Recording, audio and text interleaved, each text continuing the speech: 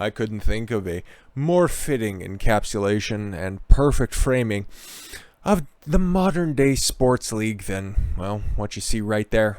Football is gay. Yes it is now.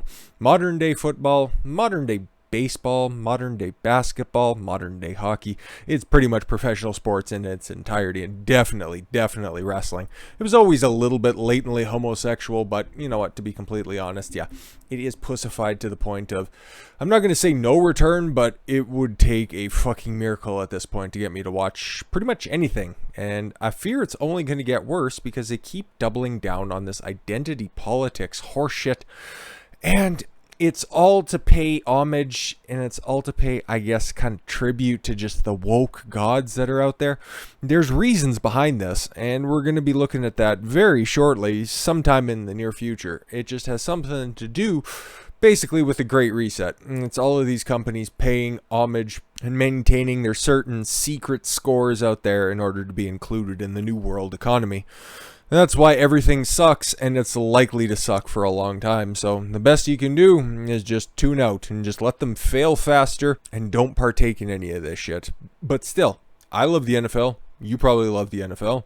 Baseball, basketball, I'd love to love all of it, okay? Once again, it was my childhood. It was something that, you know what, I really would just throw on in the background. I wouldn't say I have any necessarily strong attachment to it outside of, yeah, that's just what I remember the most growing up. But I would love to see it do better, you know, listen to its audience, realize the mistake it's making, correct the course the games are taking, because they're just becoming, I don't know, unwatchable at this point. Even if it wasn't for any of this woke shit that's popping up, especially in the NFL right now, I haven't really watched a game, haven't really had the inkling to watch anything, because it's just become nothing that I really care for. I'm much more of a smash mouth person, you know. I like those teams from the early 2000s, those Baltimore Ravens teams that would just absolutely truck motherfuckers. Dirty play from like the Raiders of the 70s and 80s, and I like that down and dirty, hard-nosed football. And perhaps they took that little description at the NFL and thought, hey, down and dirty and hard-nosed, and you know what I think the average sports fan likes? Identity politics, right? And that's why you get adverts like this in Gay Pride Month. Or it's not even Gay Pride Month, it's just Pride Month, right? It's over, and all the corporations have already forgot about it. They've moved on from everything, just showing you how much they really care. But no, the NFL put out this fucking weakling little ad a while ago. Football is lesbian, beautiful, life, heart strong, freedom, American, accepting. It's everything. And then have just a little tokenized shield emblem. How fucking stunning and brave. Hopefully you don't contract AIDS through the air. And then, of course, the NFL, in the same time frame, had their first openly gay player come out. And it was a member of one of my favorite franchises, okay? I'm a big Ravens fan, but I'm also a big Raiders fan. Not easy to reconcile, but you know what? I like those teams. The teams with a legacy of just being assholes. And now, this is a player on the team. He just got there a couple years ago. Nassib. I don't know who this is. I've looked at his stats. They aren't terribly impressive, but now his jersey sales are through the roof because he came out as being gay. His announcement was tasteful enough. He wasn't out there in leather chaps and a studded vest and a little fucking Al Pacino from Cruisin' hat. And he just took advantage of the situation, rode the success to the top, and now he's going to be the most talked about player on a fairly talented Raiders team. They don't have a hope in hell of winning the division this upcoming year, but you know what? They'll be competitive. They'll be close. It's just this steals all the headlines. And it did, and it's kind of, you know, fell out of favor because we're in July now, and Pride Month is over. And something else that the NFL was pandering to as well is there was an offensive lineman coach who thought that he was in line to get some kind of a head coaching job. His name's Eugene Chung, right? Okay. And he said that, yeah, he was out there interviewing for different positions. I'm not even too sure if it was a head coaching gig or whatnot. But he said that when he was interviewed, he heard little accusations out there that, oh yeah, we can't hire him because he's not the right ethnicity. He is not the right minority for the job. Those were his claims. Now you take a look at when these claims were made.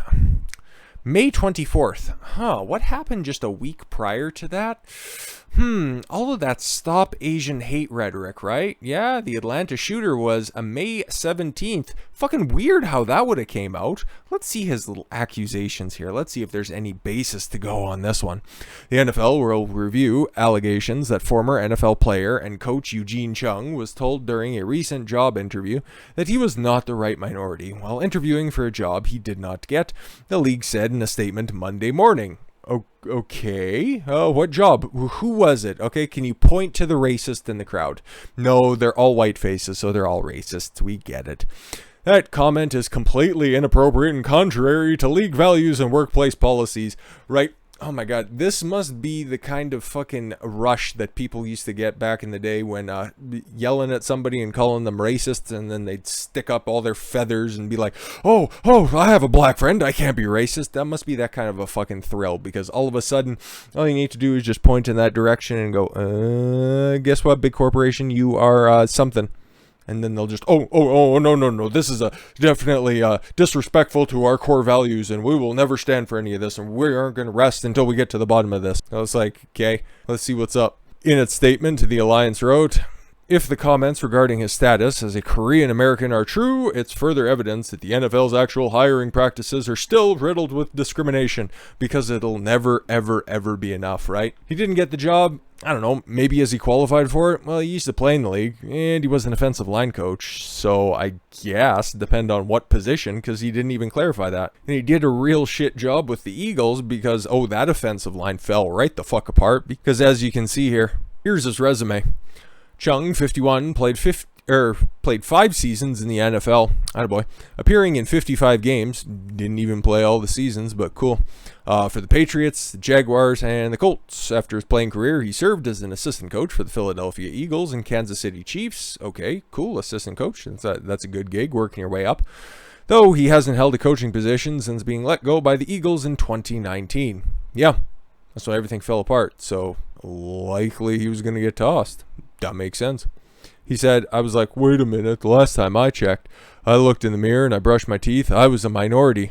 Why would you wake up in the morning and then immediately go, oh my god, my race. But that's what these hustlers get. I've been meaning to make a video, call up a topic on this for a while, but it's like these claims are so fucking stupid, and it just kind of fell out of favor for a while because it was just so blatantly false, to be completely honest. The comments transcribed last week by Boston Globe, which hosted the webinar. Chung said he was told, well, you're not really a minority. Chung did not identify the team in question, but he said he was stunned to hear such a comment. Okay, so the NFL, wasting a whole bunch of resources and time researching this claim, actually came to a conclusion on this. And guess what? NFL can't confirm Chung's allegations of discrimination.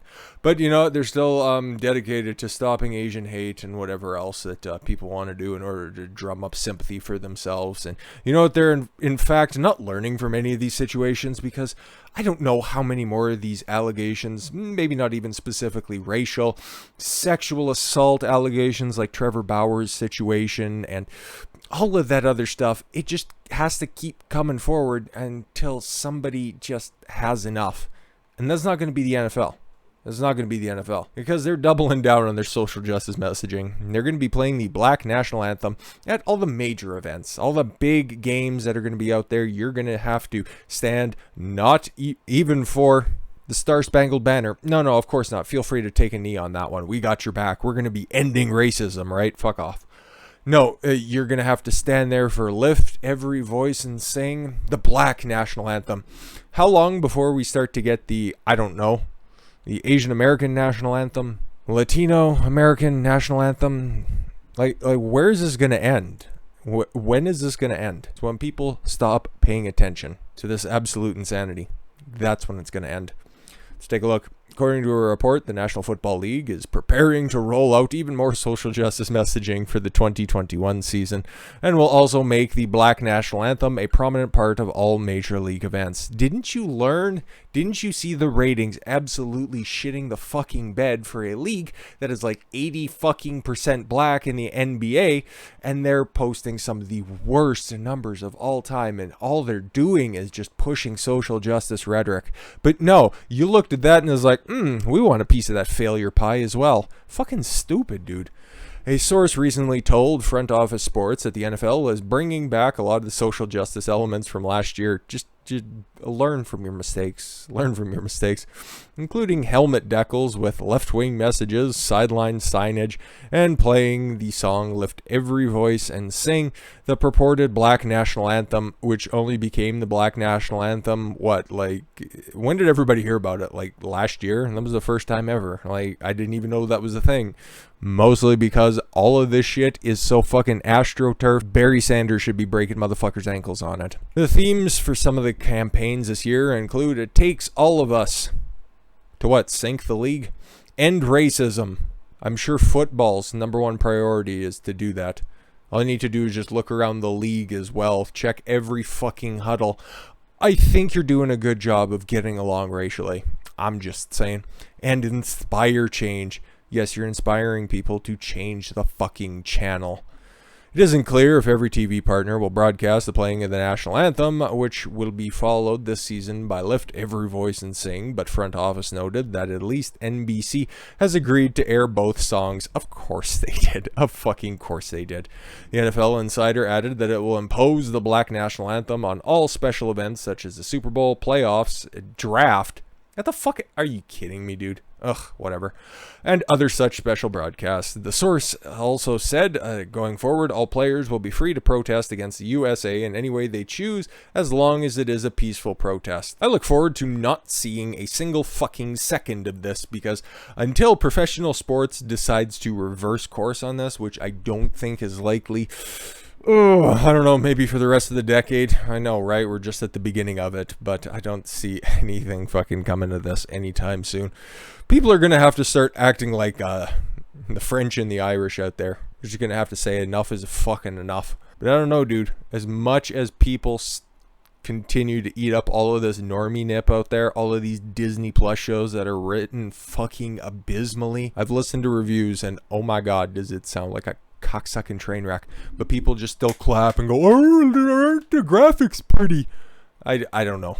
I don't know when the end of the tunnel is coming. I don't know when I'm going to be able to stare into the light and just fucking shuffle off this mortal coil, but I can tell you what, there's a lot of other good alternative entertainment mediums out there, and the NFL, they don't want to include you. They want to start putting activism over everything else. You don't need them either, I suppose. But with that said, I thank you all very much for the gift of your time. I've been Don Consuelo. I want you to follow your gut and get after it. Take care, everyone.